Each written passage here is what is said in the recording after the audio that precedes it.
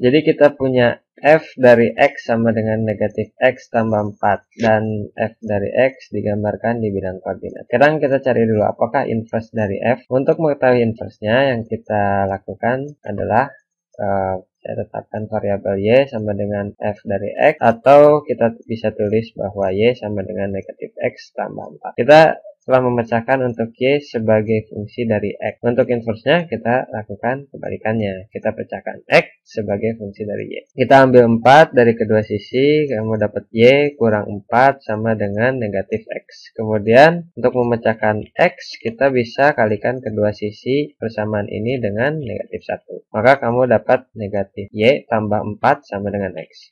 Atau karena kita terbiasa nulis variabel yang independen di sebelah kiri, kita bisa tulis lagi menjadi x sama dengan negatif y tambah 4. Atau cara lain menulisnya, bisa kita bilang f inverse dari y sama dengan negatif y tambah 4. Jadi ini adalah fungsi inverse-nya. Dan kita telah menulis sebagai fungsi y.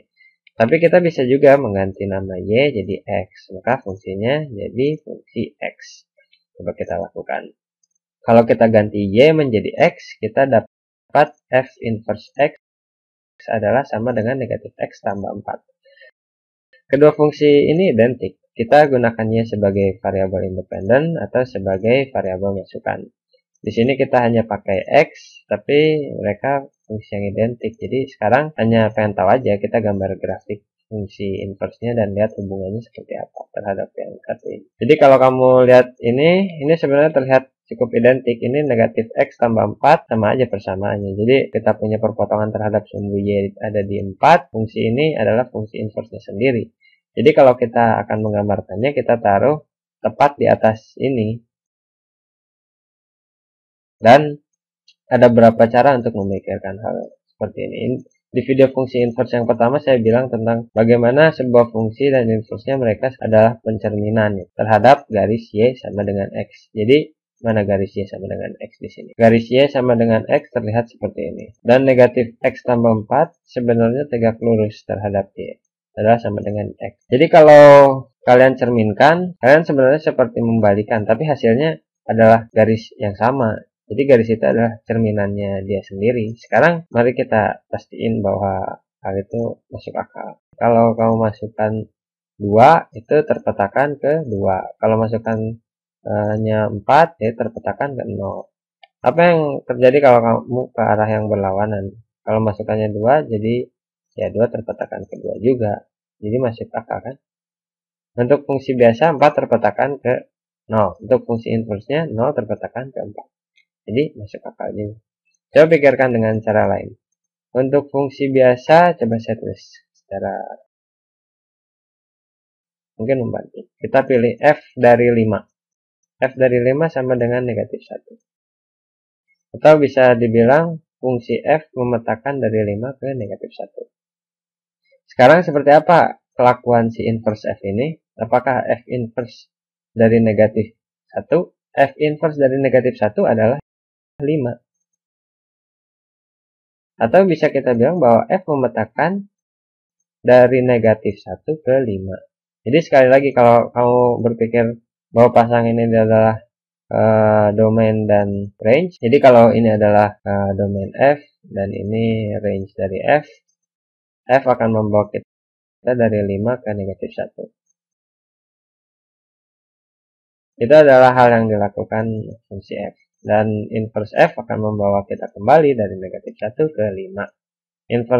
F inverse membawa kita kembali seperti seharusnya dia emang kayak begitu kelakuan. Coba kita lakukan satu lagi. Jadi di sini saya punya g dari x sama dengan negatif 2x kurang 1. Seperti salah sebelumnya, saya ingin set y sama dengan ini. Jadi kita bilang y sama dengan negatif 2x kurang 1. Sekarang kita pecahkan untuk x. Y tambah 1 sama dengan negatif 2x. Tambah 1 kedua sisinya. Sekarang kita bagi kedua sisi persamaan ini dengan negatif 2. Maka kamu dapat negatif y bagi 2 kurang setengah sama dengan x. Atau kita bisa tulis x sama dengan negatif y per 2 kurang setengah. Atau bisa ditulis f inverse sebagai fungsi dari y sama dengan negatif y per 2 kurang setengah. Atau kita bisa ganti nama Y sebagai X, dan kita bisa bilang F inverse-nya dari, bentar, harusnya ini bukan X ya, fungsi awalnya adalah G. Jadi saya coba perjelas lagi, ini adalah G inverse dari Y sama dengan negatif Y bagi 2 kurang setengah, karena kita tadi mulai dengan G dari X, bukan X dari X ya. Pastikan kalau notasinya benar. Atau kita bisa ganti nama Y dan bilang G inverse dari X sama dengan negatif X bagi 2 kurang setengah. Sekarang digambar. Perpotongan terhadap sumbu Y-nya di negatif setengah di sini.